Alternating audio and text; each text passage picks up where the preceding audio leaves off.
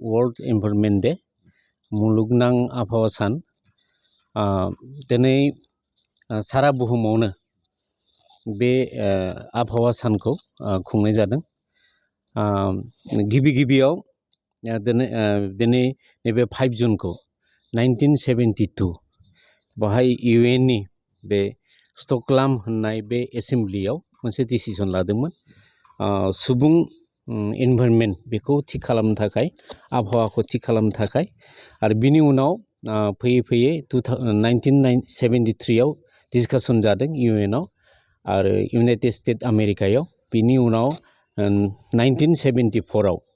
First time नैबे मुलुगनां सुबुं आबहावा बा 5 जुनखौ खुंबोनाय जादों। दिनैसिम 50 इयार्स जाबाय 50 बोसोर सोलिदों बेखौ खुंदों आरो बे खुंनायनि मेन जाहोनानो जादों मा मुलुगनाङै जोङो सुबुं एनभायरनमेन्टखौ बेखौ थिग खालामनो थाखाय बेलेन्सखौ लाखिनो थाखाय बे आबहावा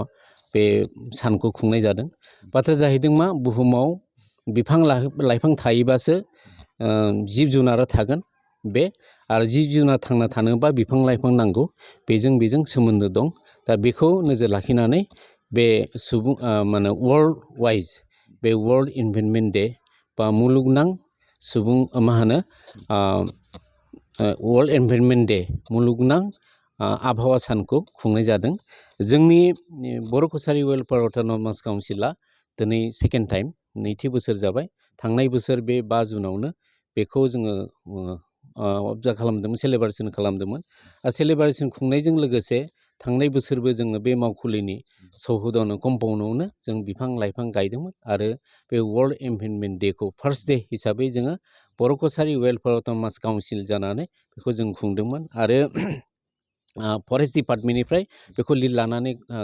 खुंनाय जादोंमोन आरो दिनै बे एखे दिन 5 जुन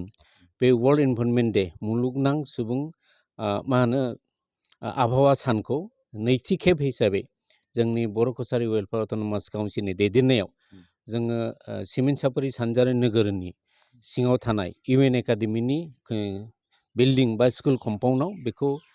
जाफुंसारनाय होदों बिफां लाइफां गायदों आरो बाहाय दिनै जोङो पाइकास आरो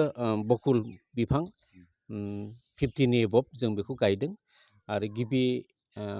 सेकेन्ड बा नैथि सान हिसाबै बेखौ जोङो मोनदों। जोङो मोजां